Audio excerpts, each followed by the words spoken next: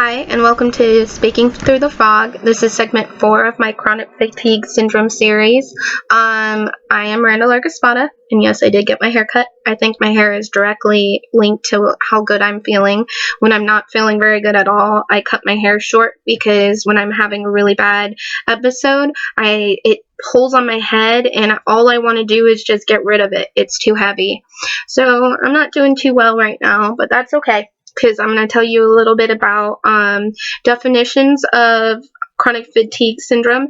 And definitions are the government and medical institutions' way of saying it's their diagnostic procedures towards getting the diagnosis of chronic fatigue syndrome. So let's start with the CDC definition, which was made in 1994. It's called the Fukita definition, and it's the one that they still pretty much most medical institutions use today. What I think is really funny is a lot of medical institutions use the CDC as like law, word of God, their law. And the CDC actually, their guidelines, you don't have to use them. They're just the suggestion of the era or what they think you should use to define these things. So just because, the CDC said to go this way does not mean you have to go that way. So these are the ones that are still being used. So let's begin with these. So the primary symptoms are it's only one, clinically evaluated, unexplained, persistent, or relapsing chronic fatigue. And it is of new or definite onset. So it's not lifelong. It didn't begin at birth. It's not the result of ongoing exertion. So somebody's not like going on hikes all the time and getting really tired. Is not substantially alleviated by rest. You can't just lay down and take a nap and feel better. And results in a substantial reduction in previous level of occupational, educational, social, or personal activities. Any chronic fatigue syndrome sufferer can say that they've been affected. So the additional requirements is the occurrence of 4 or more of the following symptoms, all of which must not have persisted or persisted or reoccurred during 6 or more consecutive months of illness and must not have predated the fatigue. So the 4 are, so you have to pick 4 of these symptoms. Self-reported impairment in short-term memory or concentration severe enough to cause substantial reduction in previous levels of occupational, educational, social, or personal activities. Now, this is really important actually that it's self-reported because when I was at the Mayo Clinic, they had me do this memory and cognition test, and they had me like doing the pretty little blocks, and they were giving me all these information and word associations and trying to solve math problems and stuff, and I did really well on that actually. They said I did the blocks faster than anybody they've seen. But from my experience and what I've seen, my short-term memory is horrible, and so self-reported is really the key to here. Moving on, a sore throat, tender cervical or axillary lymph nodes, muscle pain, multi-joint pain without joint swelling or redness. Let me just say we have the same points as fibromyalgia. Chronic fatigue is not fibromyalgia, however, neither is fibromyalgia chronic fatigue. I will get into that in a future episode. Headaches of a new type, pattern, or severity, getting those. Unrefreshing sleep, post-exertional malaise lasting for more than 24 hours. Malaise is a psychological term, by the way. And the final requirement is all other known causes of chronic fatigue must have been ruled out, specifically clinical depression, side effects of medication, eating disorders, and substance abuse. And then they go into all the stuff that you should include when you do a clinical evaluation. And if you have chronic fatigue syndrome, you've been through all these, and that's medical and psychosocial circumstances, history, starting with the onset of fatigue, depression, or other psychiatric disorders need to be assessed, episodes of medically unexplained symptoms, alcohol or other substance abuse in the past, because, if you used to do acid, sometimes if you crack your back, you can have an acid trip, so maybe that's what's going on, and current use of prescription and over-the-counter medication and food supplements, because they could be what's causing it. And they also, if anybody they do a psychological and neurological evaluation, and if somebody has depression or anxiety, self-destructive thoughts, or observable signs such as psychomotor retardation, they will, and this is in their, they have to go through a psychiatric or neurological evaluation. And this is actually kind of a double-edged sword, because the neurologist will say, if you have a neurological disorder or not, whereas the psychiatrist will try to say it is a psychiatric disorder, even if it isn't, and try to treat it that way. So, not the best for people to send a chronic fatigue sufferer to. And I will get into that in a future episode.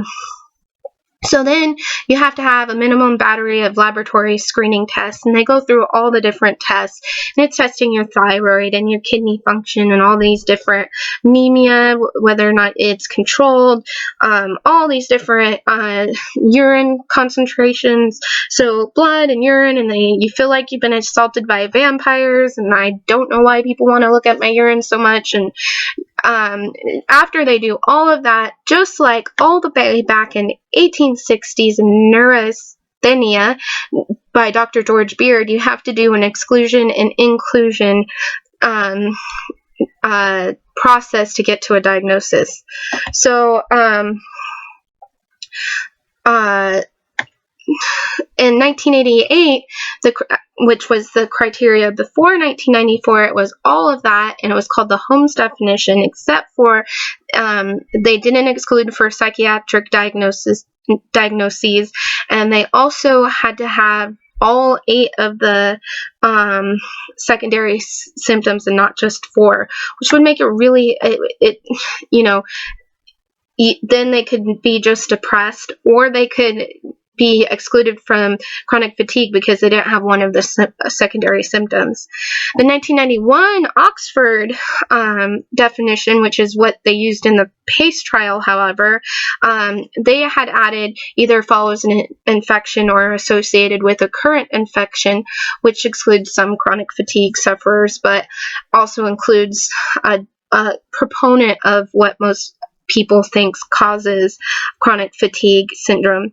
And the presence of mental fatigue is necessary to fill the criteria and symptoms, but they never really exclude psychiatric disorders and implies that the whole thing is a psychiatric disorder itself. The Canadian 2003 criteria talks a lot more about all the different symptoms: 2 or more neurological cognitive manifestation, 1 or more symptoms from at least 2 of the categories of autonomic, neuroendocrine, and immune manifestations, in addition to multiple major criteria of fatigue, post-exertional malaise under fatigue, chronic pain, and sleep dysfunction. So that's like very general, but really does cover a lot of what's going on. Even now we're finding out with chronic fatigue syndrome sufferers, and they tried to actually update it after that. The London criteria, which is what you're supposed to use if you're doing research, they have an incomplete version, and then it was revised, and they required exercise-induced fatigue, memory and concentration impairment, normally accompanied by other neurological or psychological symptoms, and a variability of symptoms often brought on by mental or physical activity.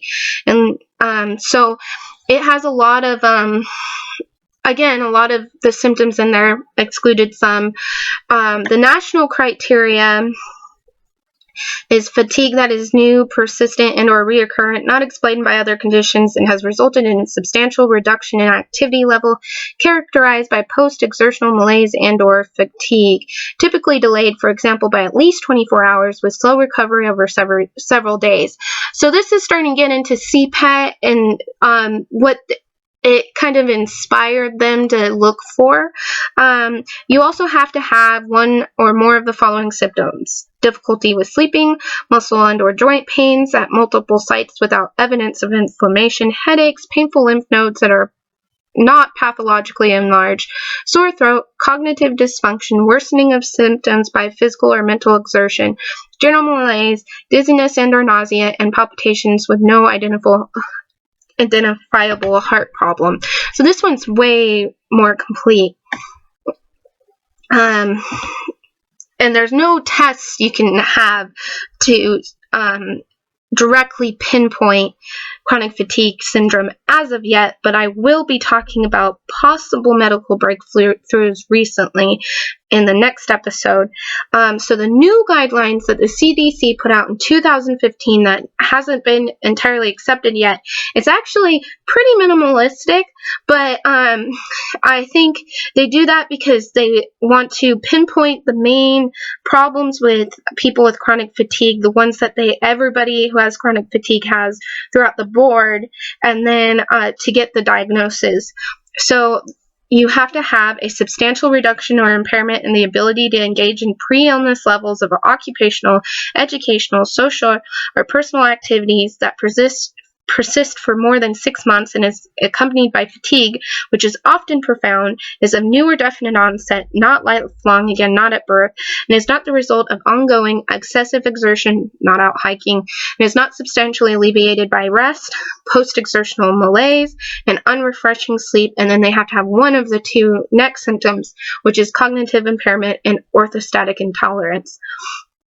And with the cognitive impairment, post-exertional malaise, and unrefreshing sleep, frequency and severity of symptoms must be assessed. If they don't have these symptoms at least half the time with moderate, substantial, severe intensity, the diagnosis of ME/CFS should be questioned.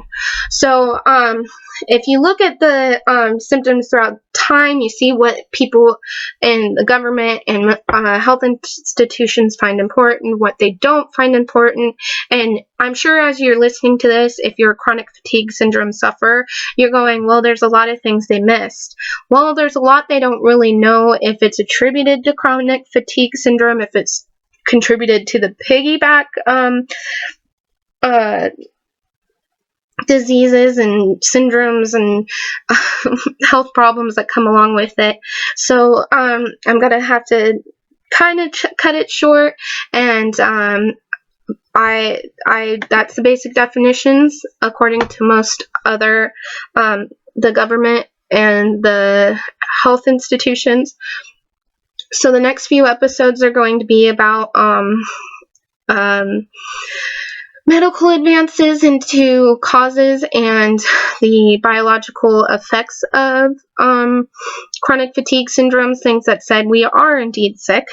And also the one after that is going to be potential treatments, because right now there's not really any treatment for it.